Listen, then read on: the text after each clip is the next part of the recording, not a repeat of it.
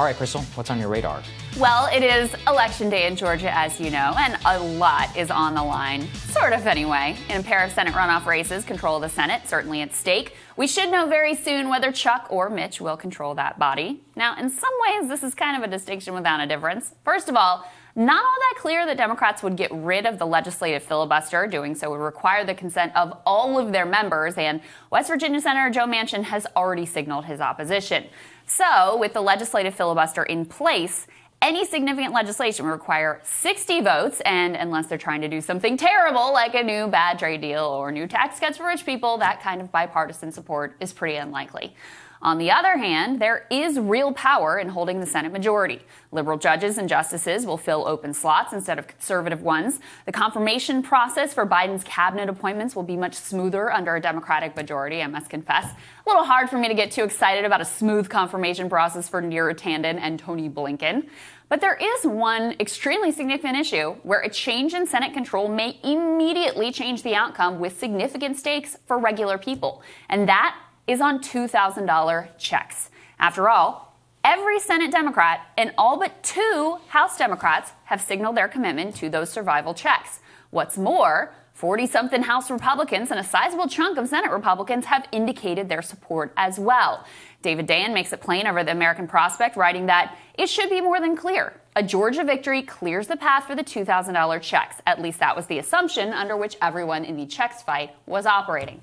Of course, that assumption is doing a lot of work here. Democrats love $2,000 checks as a political wedge issue. Warnock and Ossoff campaigned heavily on it, loving the daylight between Senate Republicans and Donald Trump. Pelosi jumped on top of it in order to make Mitch McConnell and the Senate GOP uncomfortable. But how committed are they actually to getting this done? The signs are kind of a mixed bag. Now, you'll recall that after a lot of impassioned words from Chuck Schumer and others about how incredibly important $2,000 survival checks were at the first sign of resistance from Mitch McConnell, they completely buckled. Only 5 Democrats joined Bernie Sanders in sustaining his filibuster of the National Defense Authorization Act. All the rest voted alongside the Republicans to give Mitch a free pass to block those checks and avoid a clean vote. If they gain control, are they actually going to show any more commitment here? Now, presumably in the new administration, Joe Biden and Kamala Harris will be setting the tone, and that tone on checks has also been all over the damn place. Kamala was actually one of the early backers of recurring $2,000 checks back at the beginning of the pandemic when she was still trying to jockey in the Veep stakes. But once $2,000 checks were actually a live issue in the Senate, where I will remind you, she is still a member, she was suddenly stone cold silent. I guess she was too busy lifting stories from MLK Jr. to pass off as her own in glossy magazine profiles. I get it. Now, Biden's lack of leadership has been equally embarrassing. He quickly co-signed the disastrous original version of the stimulus bill, actively encouraging Democrats to accept $0 in direct checks. Once Bernie and Hawley began pushing for checks, ultimately joined at the last minute by President Trump, he did his best not to weigh in on the checks debate whatsoever. This here was his inspiring contribution. For the $2,000 recommendation, sir? Yes. However, brace yourself. I actually have some good news on that front. Last night at a Georgia rally, Biden committed himself to $2,000 checks if Democrats can in fact win the Senate. By electing John and the Reverend, you can make an immediate difference in your own lives, the lives of the people all across this country, because their election will put an end to the block in Washington on that $2,000 stimulus check. That money that will go out the door immediately. Tell people who are in real trouble. Now, those comments from Biden actually show something pretty important, because if he does follow through, it shows a real evolution on this issue in response to public pressure and extraordinarily clear polling.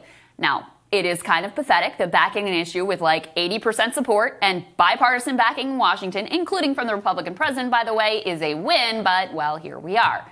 So look, I love to tell you that Democrats holding the narrowest of majorities in the Senate would be an incredible thing and transform America, and that all would be sunshine, puppy dogs, and COVID vaccinations. Unfortunately, what is actually on the menu is preemptive catering to the worst, most oppressing corporate ghoul in the Democratic Party camp. But on this one single issue, there is a very clear reason to hope for Democratic victories today. And here's the hilarious thing. All of this might just mean that President Trump, by simultaneously putting the issue of $2,000 on the table and then sabotaging the GOP's chances in Georgia will actually single-handedly create the possibility of those checks becoming reality. Unfortunately for him, however, it will be Joe Biden who reaps the political benefit. For my part, I don't care who gets the credit. I just want people to be able to get by. And as I've been thinking about the stakes of this race, Sagar, I mean, there's, it's really blown up in the media, like, oh, it's going to totally transform the Biden. I just don't buy that. I don't buy that either. There is power in the side. I don't want to downplay that. Like, the judges, obviously, that's significant. How the confirmation process goes, that's significant. But, Chuck Schumer will do exactly what Mitch McConnell did, which is come up with all kinds of legislative trickery to pretend like you're doing things but not really do any things. They're probably going to have to keep the legislative filibuster in place if they can't get Manchin to go along with it. Or Sinema. Or if these two end up, they're both going to be pretty conservative senators as well, so you have to get everybody on board to make that happen. Will they be able to do that? Pretty hard to say. So I don't think it's a dramatic transformation between whether Democrats win tonight or Republicans. But on this one thing, because you have a unique combination of Democrats all aligned on it and some Republicans who have gone on the record saying they support it, that one thing could potentially maybe actually happen. Yeah, and that's what's mystifying to me is why the Biden campaign didn't do a better job of turning this. Look, all politics are national. At least Trump actually understands this. Yes. He has made Georgia, the Senate races, a referendum on him personally. And for the GOP, not necessarily a bad bet. He is the single most popular motivating figure. Yep. Part of the problem, though, is that he's also the most popular motivating figure for Democrats. Now, Joe Biden was not able to effectively weaponize, but Trump is bad in the election. Yes, I know he won the election. Barely, by the skin of his teeth, 11,000 votes, all of that being said. So, in Georgia especially, you got to give people a real reason to vote for you. Now, what is that reason? That hasn't been clear, right? Which is the Biden campaign, if would be smart. You're right, the candidates made this about the $2,000 checks. But look, when all politics is national, you need the headline. Biden says, won't get 2,000 without these Senate races in Georgia. That might actually be something that motivates a non-traditional voter to come out and vote, or to get somebody to go canvass, or to get, somebody who's right on the fence to be like, okay, you know what, $2,000 checks are going to mean a lot to me and my family. They didn't do a good enough job of talking about how profound that would. Instead, they focused on, like you said, process stuff. Who cares about how a confirmation vote goes, right? Most people in this country can't even name the Secretary of Defense, right? I don't even know who it is. They're all coming out to vote today to make sure Neera Tanden can be OMB director. That's what's really going on. Remember those Jay Leno things where you go around and be like, who's vice president? People are like, I don't know. Here's the one. They know their lives. They know the 2,000. They know the 2,000. I'm not making fun of them. That's fine. Live your life. Well, and we saw that in the general election, when people went down and interviewed in those counties you highlighted, the Rio Grande Valley that swung so strongly, the strongest in the country that went from Hillary to Trump this time around. And a lot of people were like, I got a check that had his name on it. And that really meant a lot to me. And look, I don't blame them. That's actually something tangible. Oh my God, the federal government actually did something that really directly, noticeably improved my life.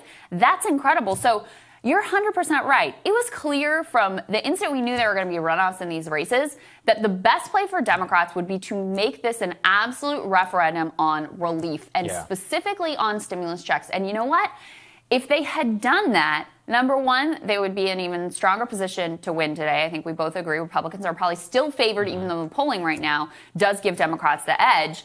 But also, if they had made this a real litmus test and really built the whole race and campaign around the issues, people might have already gotten $2,000 checks. Yeah. Oh, I agree. Because McConnell felt like he could get away with just giving Loeffler and Perdue kind of a little bit of a talking point on the checks, but not actually taking action. Now, it's an open question whether that bet is going to pay off or not. But if he had felt more pressure in this and really felt like the election outcome revolved around $2,000 checks, he cares more about maintaining his Senate majority than he does any ideological principle or anything else. He would have, even him, as corporate and anti-stimulus as he is, would have abandoned that in order to make sure that his senators ultimately got reelected. So that's a real missed opportunity for Democrats. But on this one place, There's reason to hope that maybe if Democrats actually won tonight, that issue would at least be put back on the table. That's the one really tangible thing that I can point to here as to why this race makes a difference. Yeah, I think that's fair. Next on Rising, Team Rising superstars Jennifer Holdsworth carved. She got married over the break, and Rachel Bovar joined us. That's when Rising returns.